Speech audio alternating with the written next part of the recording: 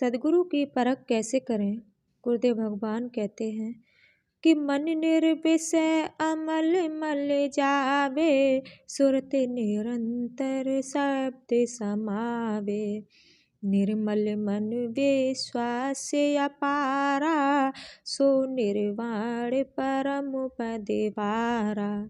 श्री सद्गुरुदेव भगवान कहते हैं कि निरंतर परमात्मा के शब्द ब्रह्म में अपनी सुरति को समाहित कर लगाए रहने से ऐसा अभ्यास बन जाता है जिससे मन निर्मल हो जाता है, निर्विषय होकर निर्मल बन जाता है और निर्मल मन हुआ परमात्मा में अपार विश्वास कर निर्माण परम पद को प्राप्त कर लेता है। ऐसे परम पुरुष ही सद्गुरु के पद के अधिकारी होते हैं। और गुरुदेव भगवान जो सच्चे सद्गुरु होते हैं उनके तत्वों को बताते हुए कहते हैं कि उनके अंदर कौन कौन से पक्के तत्व होते हैं।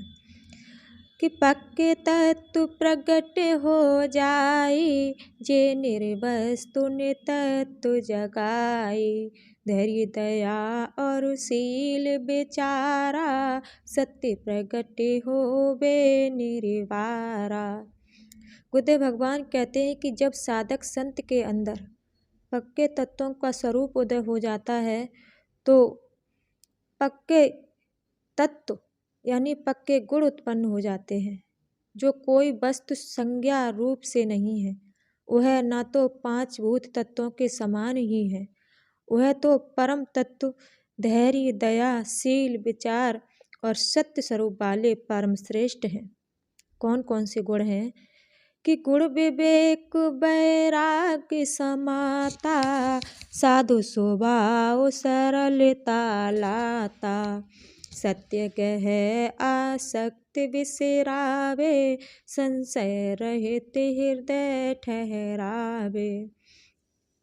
श्री स्वामी अद्भुत देव अनुरागी जी महाराज निर्बंध को समझाते हुए कहते हैं कि ऐसे परम संत में पक्के तत्वों के पक्के गुण उत्पन्न हो जाते हैं, जैसे विवेक वैराग्य साध स्वभाव। सद्गुरु में भक्ति सरलता से आ जाती है। फिर वह सत्य को ग्रहण करता है, यानी सत्य का निर्णय करके ही उसको ग्रहण करता है, असत्य का त्याग कर देता है। उसका हृदय सभी प्रकार के संशयों से रहित हो जाता है, वही सच्चा सद्गुरु है। और बताया है कि भयो अचल चंचलता जावे, अहंकार को दूर भगावे। समता समुदृष्टि होए जाई, संत संग सत्य संगत पाई। श्री गुरुदेव भगवान कहते हैं कि पक्के तत्व और पक्के गुण उदय हो जाने पर मन की सभी चंचलता खत्म हो जाती है, साधक का मन अचल हो जाता है।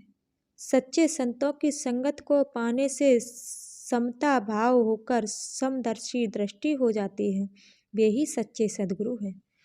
और बताया है कि समदर्शी हो भाव तुम्हारा, शरण जीव भव होवे पारा। सत्य रहन कहनी सत्य होई, सो सद्गुरु पारख पद गोई। श्री परमहंस जी महाराज कहते हैं कि सद्गुरु पद को प्राप्त होने वाले संत समदर्शी होते हैं, जिनकी शरण में आया हुआ जीव भव सागर से पार हो जाता है। जिसकी रहनी कथनी दोनों ही सत्य भाव वाली है, वही पार की सद्गुरु हैं, इसमें कोई संशय नहीं है।